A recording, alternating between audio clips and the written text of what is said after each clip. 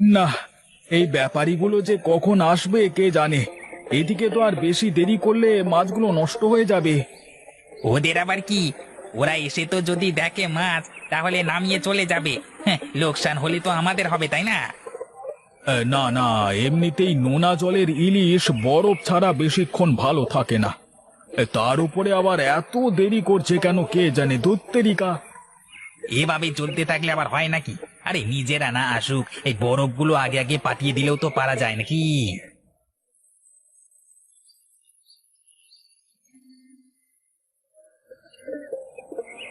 তা কি রে, আজ মনে হচ্ছে অনেক মাছ পেয়েছিস তোরা? বাবু, আজ আপনার আসতে এত দেরি হলো যে লোনা জলের ইলিশ বোঝেন না বাবু, বরফ ছাড়া তো বেশিক্ষণ ভালো রাখা যায় না। আরে কিছুই হবে না। শোন না, বরফের গাড়ি চলে আসছে, মাছগুলো ধরে উঠিয়ে দিস। আমি গেলাম। সন্ধে আড়তে এসে যে যার হিসেব বুঝে নিয়ে যাস, কেমন? আচ্ছা বাবু, ঠিক আছে।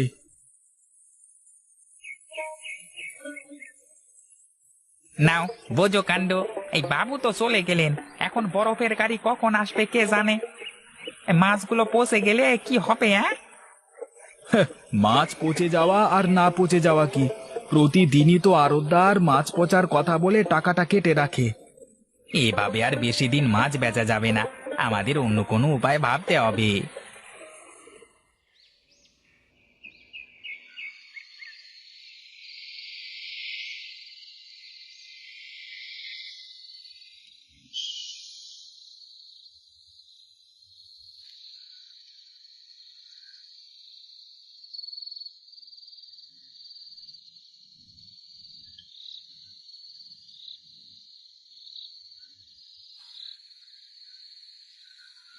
পারু, পারু, কোথায় গো তুমি?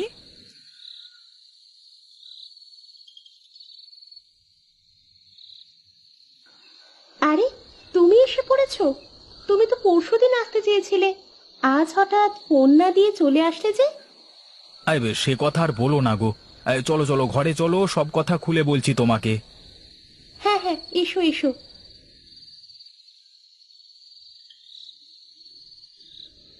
তুমি হাত মুখ ধুয়ে ফ্রেশ হয়ে ডাইনিং টেবিলে এসো, আমি খেতে দিচ্ছি তোমাকে। আচ্ছা আচ্ছা, ঠিক আছে, যাও, আমি আসছি।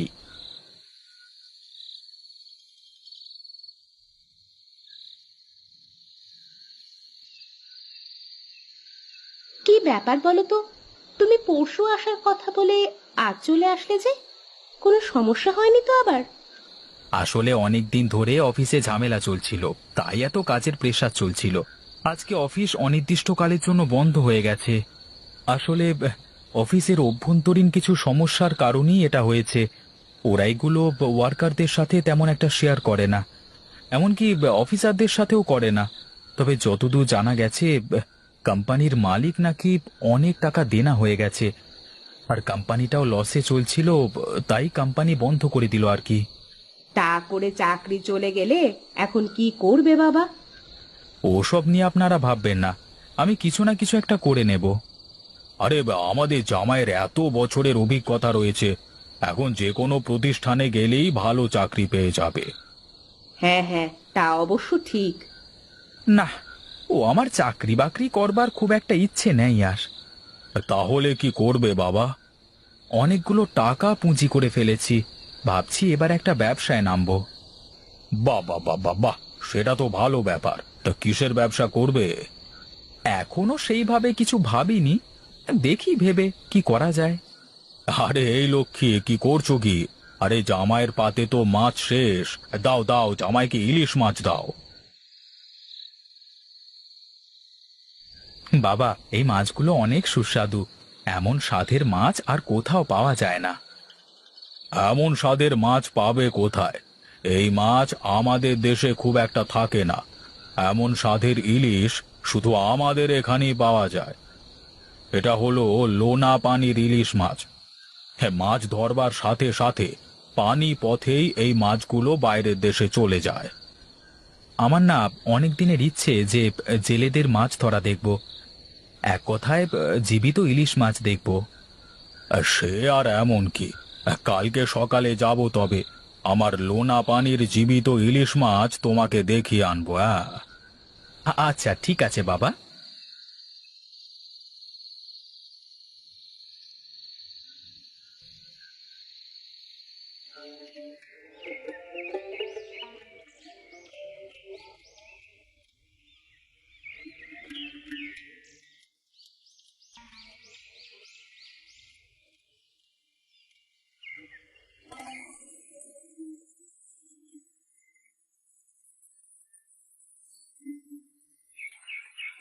আরে বাবু, আপনি এত সকাল সকাল নদীর ঘাটে কি মনে করে? হ্যাঁ, আর সাথে জামাই বাবু মনে হচ্ছে।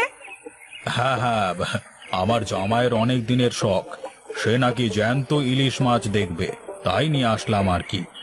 আরে বাবু, এটা কোনো ব্যাপার হলো নাকি? আসুন আসুন, আমার নৌকাতে উঠে বসুন।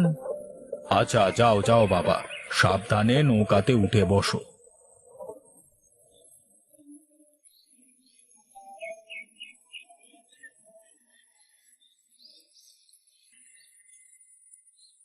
এই তো বাবু, দেখুন কি করে মাছ তুলি।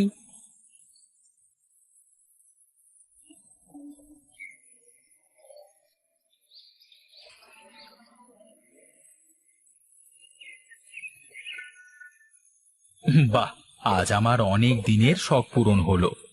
চোখের সামনে যে জ্যান্ত ইলিশ মাছ দেখছি, এ আমার বিশ্বাস হচ্ছে না। আসলে খুব কম লোকে এমন আছে যারা চোখের সামনে জ্যান্ত ইলিশ দেখেছে। আচ্ছা, এই মাছ আপনি কত করে বিক্রি করেন? এক এক সময় এক এক রকম দাম দেন মহাজন মশাই। কখনো 50, কখনো 60, কখনো 70 করে দেয়। কিন্তু শহরে তো ইলিশের দাম অনেক, তোমাদের এত কম টাকা দেয় কেন? আমাদের এখানে তো বরফ নাই, তাই বরফ আনতে অনেক দূর যাওয়া লাগে। আর এলাকায় তো তেমন লোকজন এত টাকার মাছ খায় না, তাই বাধ্য হয়ে মহাজন যা দাম দেয় সেই টাকাতেই বাঁচতে হয় আর কি।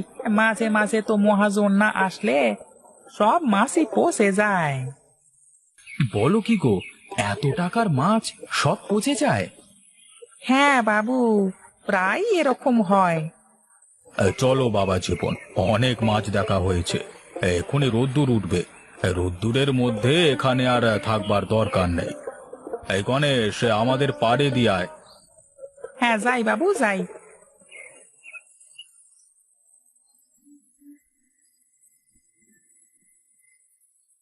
হ্যাঁ দে, আমাকে বড় দেখে 4টে মাছ দে দেখি। এই নিন মাছ। এই নে, এখানে 500 টাকা আছে, এটা রেখে দে। আজকে মাছের পয়সা নিমু না, এটা আমার তরফ থেকে জামাই বাবাজির জন্য উপহার। না না, এসবের কোনো দরকার নেই, আপনি টাকাটা নেন। না বাবু, আজকে আমাকে পয়সা দিয়েন না, অন্য আরেকদিন দেন। হ্যাঁ, তবে আজকে এই মাছের পয়সা আমি কিছুতেই নিমু না। আচ্ছা ঠিক আছে, আসি তাহলে। হ্যাঁ আচ্ছা বাবা, যদি মনে কিছু না করেন তাহলে একটা কথা বলি। কি মনে করব? তুমি কি বলবে নির্দ্বিধায় বলো।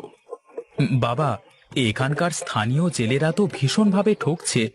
শহরে তো 1 কিলো ইলিশের দাম প্রায় 250 টাকা। এরা আর কি করবে? এই গ্রামে তো একজনই ব্যবসায়ী, তাই এদের কাছে মাছ বিক্রি করা ছাড়া কোনো উপায় নেই। আচ্ছা বাবা, আপনি যদি আমাকে অনুমতি দেন তাহলে আমি এই গ্রামে থেকে মাছের ব্যবসা করি। শহরে আমার কিছু পরিচিত বন্ধু আছে, ওদের সাথে নিয়ে যদি এ ব্যবসা করি তাহলে এখানকার জেলেরাও তাদের মাছের ন্যায্য মূল্য পাবে, আর আমাদেরও ভালো ব্যবসা হবে। আরে এ তো বেশ ভালো কথা। ঠিক আছে ঠিক আছে, ব্যবসা চালিয়ে যাও। আচ্ছা বাবা, তাহলে সবার আগে বাজারে একটা বরফের কারখানা তৈরি করে নি, কি বলেন? হ্যাঁ হ্যাঁ, করো করো, তাহলে তো খুবই ভালো হবে। আচ্ছা ঠিক আছে। নবীন ভবানীপুর গ্রামের বাজারে একটা বরফের কারখানা তৈরি করে। সে ছেলেদের কাছ থেকে ন্যায্য মূল্যে মাছ ক্রয় করে শহরে তার বন্ধুদের কাছে পাঠাতে থাকে। জেলেরা মাছের ভালো দাম পায়, আর নবীনেরও ভালো ব্যবসা হয়।